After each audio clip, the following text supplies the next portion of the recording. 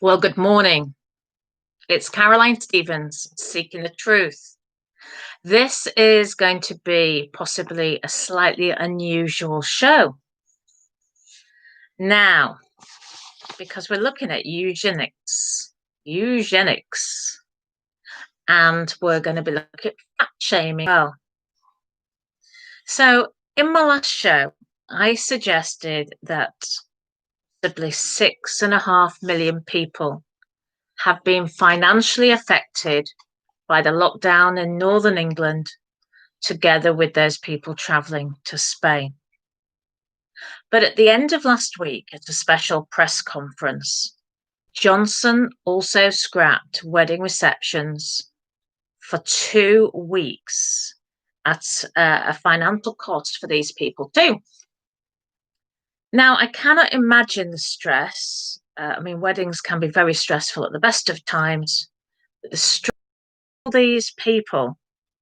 And not only that, but our degenerate members of parliament are planning to extend the law so that face coverings must be worn in cinemas, galleries, museums, and places of worship even, which on the whole will mean a much longer period for people to be subjected to this nappy or face covering.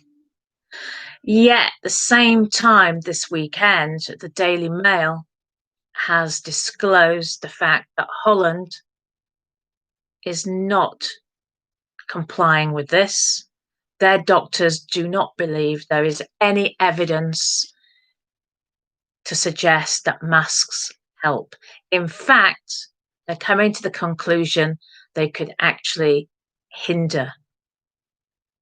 So why are the doctors in Holland saying one thing and Boris Johnson is saying another thing?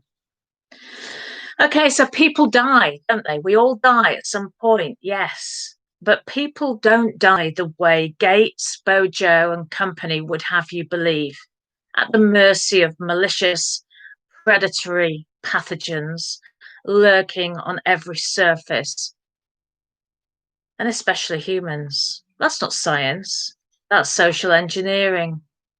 You see, our creator, somebody had to make us, made our bodies so wonderfully.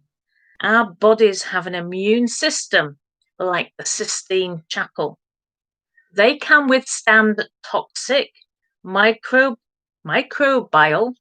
inundation on a grand scale at all times while operating a superhighway of adaptive, life-sustaining genetic information. Our bodies are fantastic. Our parliament, however, is full of people who don't believe in our creator. Yet you see, our forefathers had made provisions for those sort of people. They had put rules in place about those people who were to govern us. They put those rules in place years and years and years ago to protect us, we the people. It's almost as if they knew that in the future, some group of people would try it on. And now the time has come. Global science, global governance is all based on a non-Christian belief. Now, looking at eugenics. Robert G. Edwards might not be a household name, but the innovation he pioneered, along with Patrick Steptoe, certainly is. In vitro fertilization, the process whereby human eggs are fertilized outside of the body and the resulting embryos implanted in a woman's womb, led to the birth of Louise Brown, the world's first test tube baby. To date, an estimated 5 million children worldwide have been born using this innovation.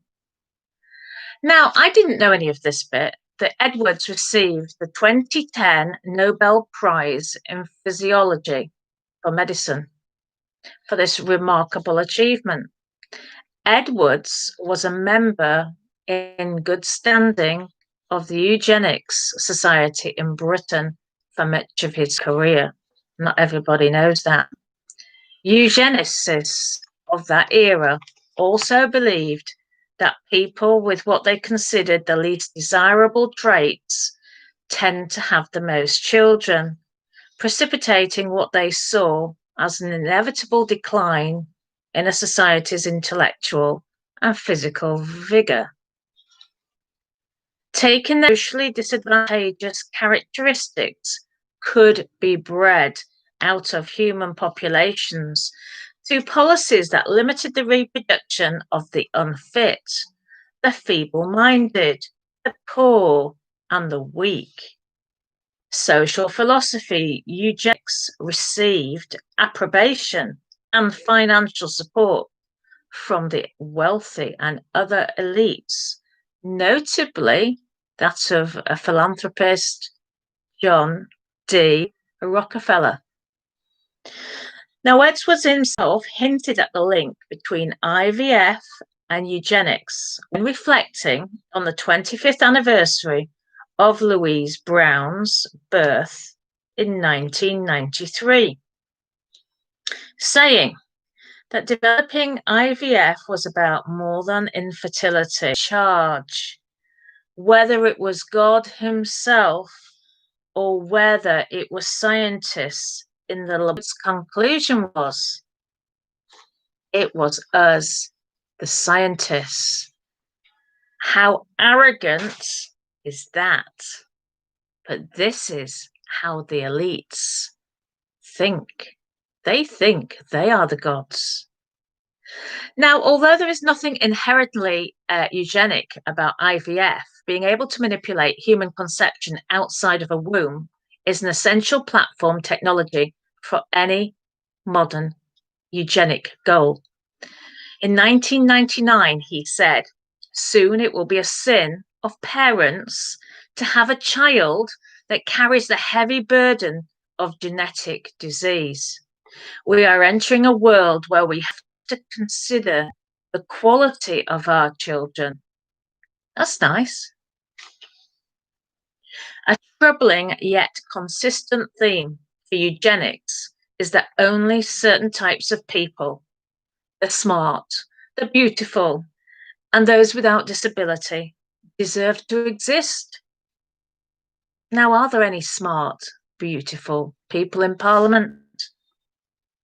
They certainly look, sound uglier at each of their conference calls, their daily conference. And talking about smart, beautiful people in Parliament, let's take a look at Boris with his cream cake. According to the Daily Record, Boris Johnson is now fat-shaming to cover up bungled response to the coronavirus crisis. Annie Brown, the author of the article, says that the Tory leader has a fat cat mentality and doesn't understand the role that poverty plays in the obesity problem. Well, Annie, I don't know if you are correct here. Boris has only been carrying out orders from Mr. Whitty, who is anything but, plus the elites. It does, however, seem a little strange to be focusing on high-calorie food, which, due to extensive promotion by the corporates via Parliament, well, I mean, the Parliament's been giving their blessing to this all these years. So why focus now?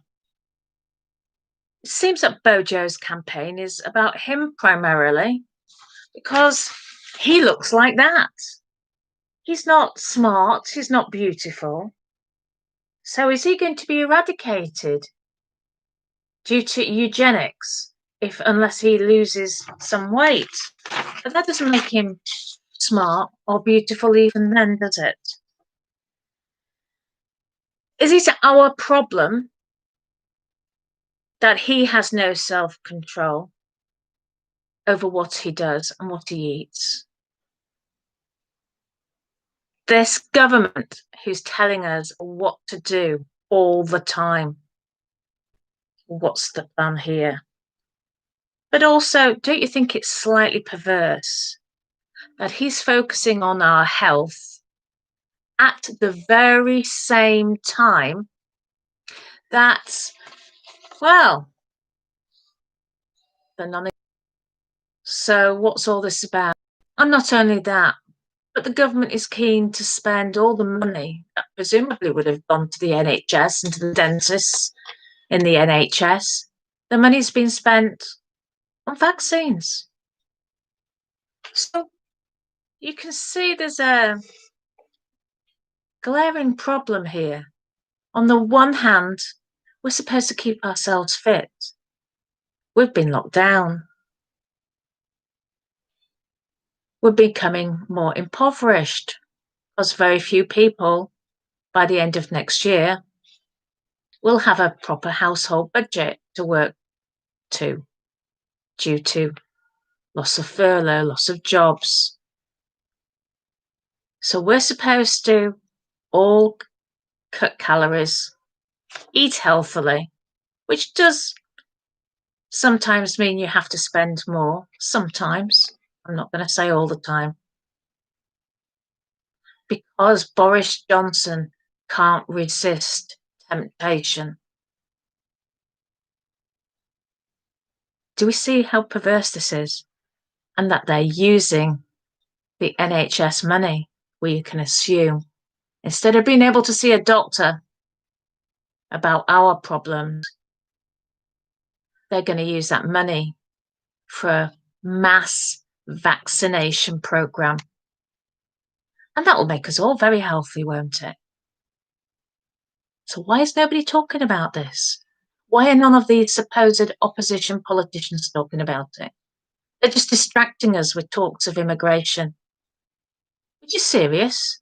But that's just a thin end of the wedge, isn't it? You know, whilst a lot of us can't afford to go on holiday this year,